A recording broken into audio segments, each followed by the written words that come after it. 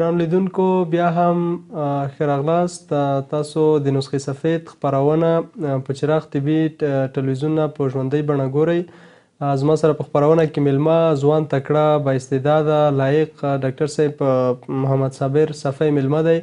او زموږ د خپرونې موضوع هم چې ده د هغه ماشومان چې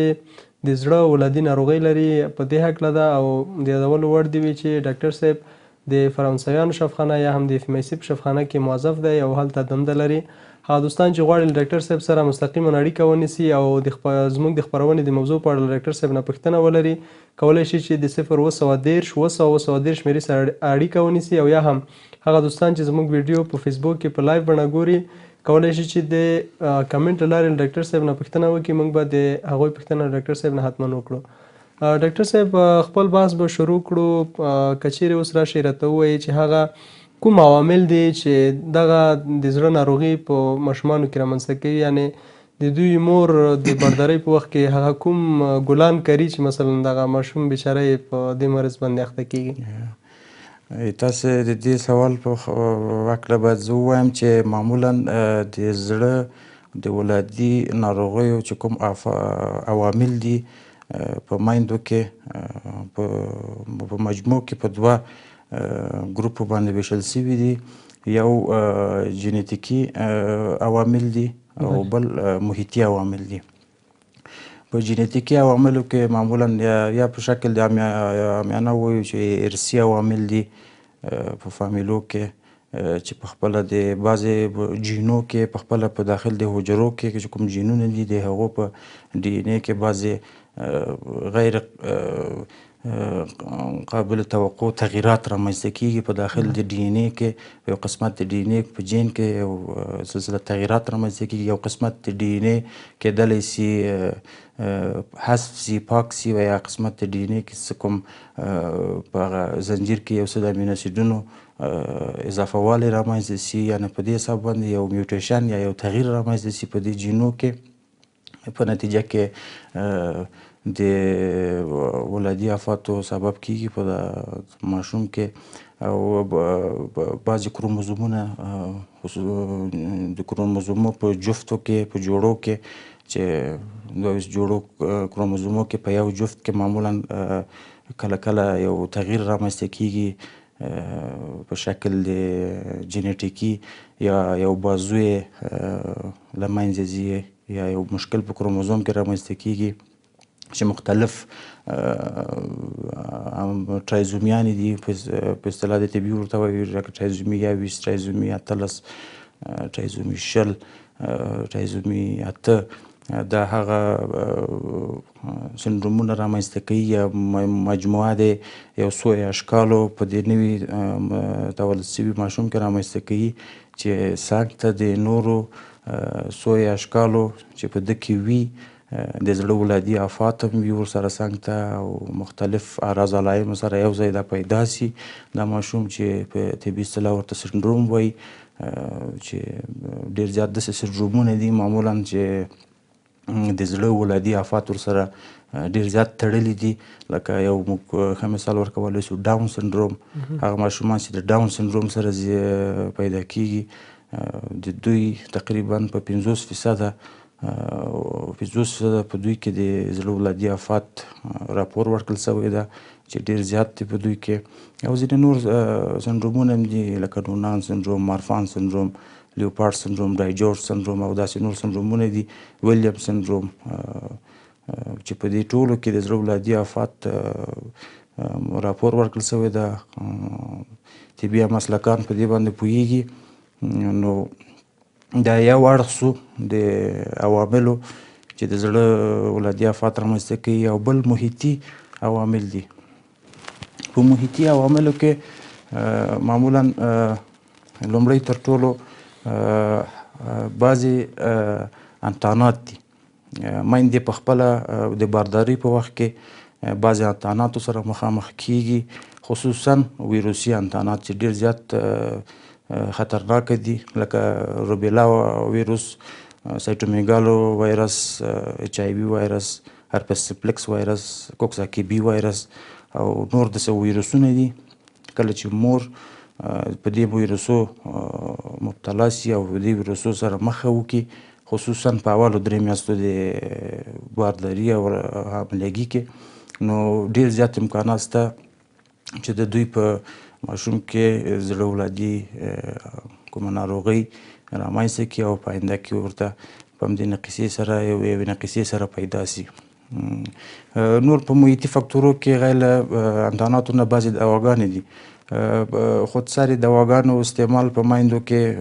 خصوصا په کلو اطرافو کې ډېر رواج لري چې اکثره دواګانې باعث د دې کېږي چې زړه ولادي نقیصې رامنځته کوي او ځینې میندې هغه میندې چې د زړه د جګ فشار دپاره بعضې دواګانې استعمالوي، بعضې د دواګانو کورنۍ دي چې ښه نه دي او باعث د زړه ولادي افاتو کېږي، بعضې میندې چې د اختلاج ضد دواګانې استعمالوي، بعضې خلک چې امفیتامین کورنۍ دواګانې استعمالوي، بعضې خلک چې رواني ناروغیو باندې مبتلا دي او ځینې رواني دواګانې استعمالوي لکه لیتیم ورته ویلی سو ډېر خطرناکه دوا ده په ماشومانو کې. د دوی په آینده ماشوم کې کیدای شي چې ډېر زیاتو خطرناکو ولادي افاتو سبب وګرځېږي. د تنباکو د دخانیاتو استفاده په شکل د مستقیم و غیر مستقیم، د الکول استفاده په میندو کې د ټول د زړه د ولادي افاتو د رامنځته کېدو سبب ګرځي.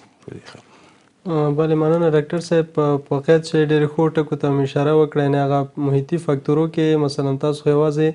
یعنې نه تنها د بردارۍ په وخت کې باید زموږ ګران هیوادوال دې ته متوجه وي چې په خپلسري دوا له ځان سره ډېر زیات تاوانونه او زیانونه لري. تر هغه وخته پورې چې ډاکټر صاحب تاسو ته په نسخه باندې دوا نه وي لیکلې، په خپل سر دوا مه خورئ او خصوصا د بردارۍ په وخت کې یا د حاملګۍ په وخت کې، ځکه ستاسو یوه بې احتیاطي کولی شي چې د یو چا ژوند تر ابده پورې خراب کړي او د هغه یو عضوه یا مثلا بل څه مشکل پکې پیدا کړي. ډاکټر صاحب اوس که راشئ راته ووایئ، موږ ډېر زیاتره داسې کورنۍ لیدلې دي او له زیاتره داسې کورنیو مو دا خبره اورېدلې، مثلا هغه ماشومان چې یعنې په عامه اصطلاح کې ووایي چې زړونه یې سوري دي یا د زړه سوری لري، دوی دې ته تمایل ډېر لري. یعنې کله چې دوی ته ډاکټر صاحب ووایي چې ستاسو ماشوم د زړه په سوري باندې اخته دی یا زړه یې سوری دی، دوی ډېر دا کوشش کوي چې دغه ماشوم چې دی باید ډېر زر عملیات شي تر څو یا کوم مشکل ورته پیدا نه شي، یا هر هغه ذهنیت چې دوی له ځان سره لري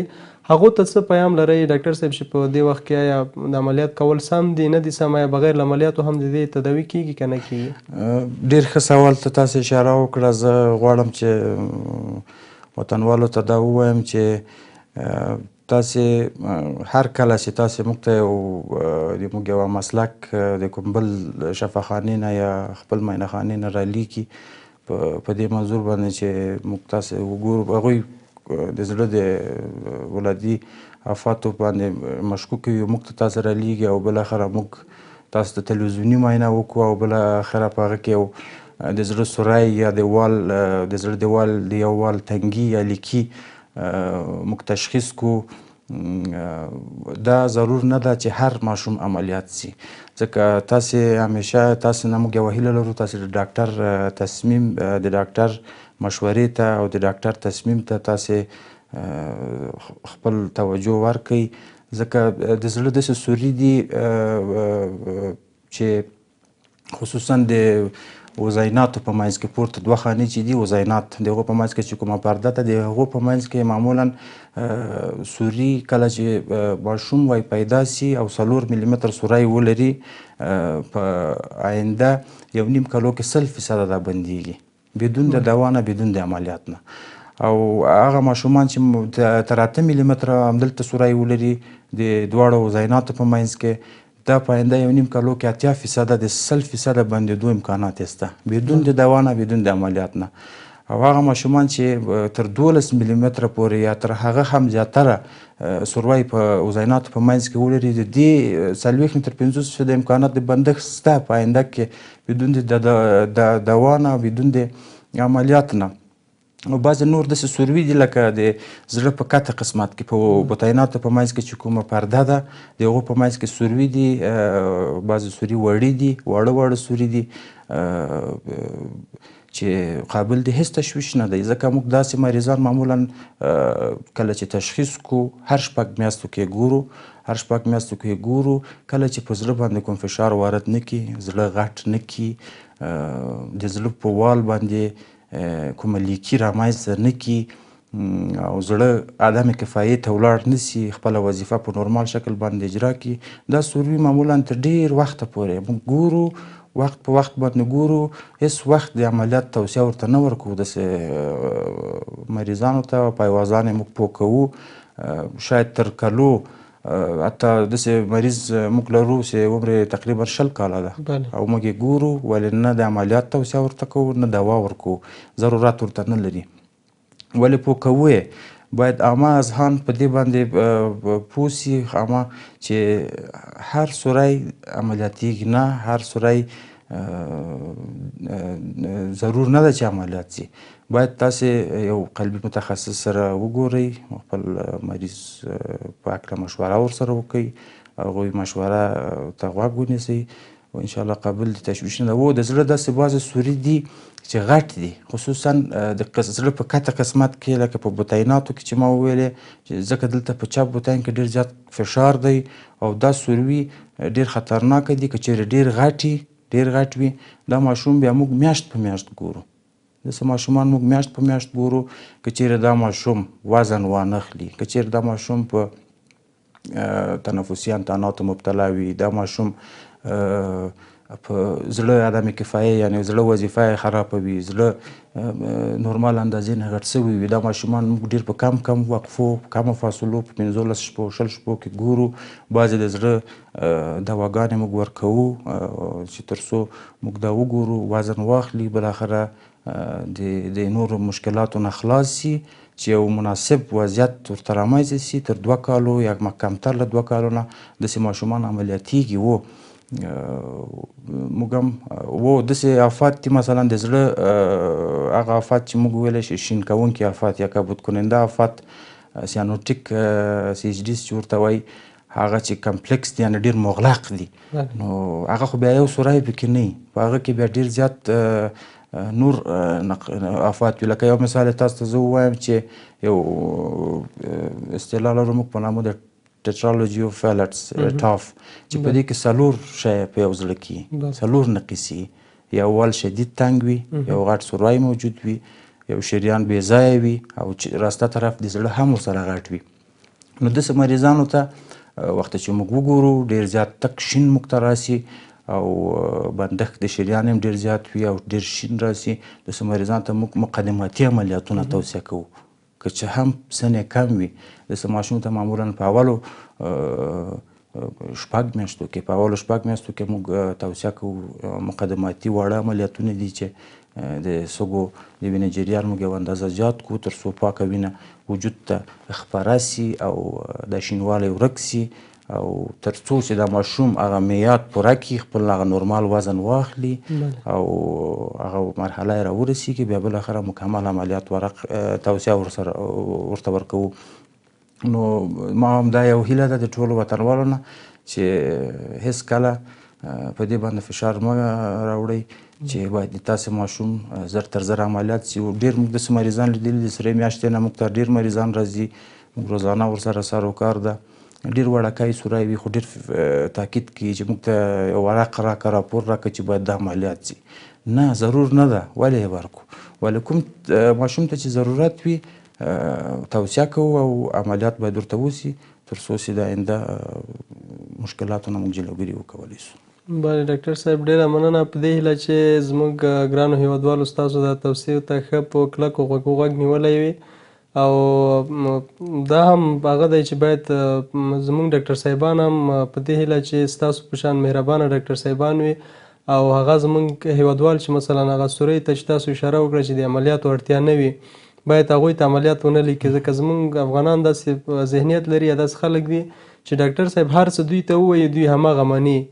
او له وطنوالو مو هم همدا تمه ده چې کله دوی هر مرض لري دا د دوی مسلم حق دی یا د دوی ماشومان یا د دوی کورنۍ چې له ډاکټر صاحب نه د هغه په اړه هر اړخیز معلومات واخلي، ځکه دا ستاسو حق دی، باید د خپل مرض په اړه پوه شئ تر څو داسې نه وي لکه څرنګه چې ډاکټر صاحب اشاره وکړه چې مثلا عملیاتو ته ضرورت نه وي او مریض مو عملیات شي او خدای نخواسته نور مشکلات درته پیدا شي. ډاکټر صاحب خپل بحث ته به ادامه ورکړو خو که اجازه مو وي یوه لنډه دمه به ونیسو. هر څنګه چې تاسو خوښه. مننه ډاکټر صاحب. ګران لیدونکو د خپرونې په دې برخه کې به یوه لنډه دمه واخلو او له دمې وروسته انشاءالله بیرته راګرځو. له موږ سره پاتې شئ، زموږ خپرونه لا پاتې ده.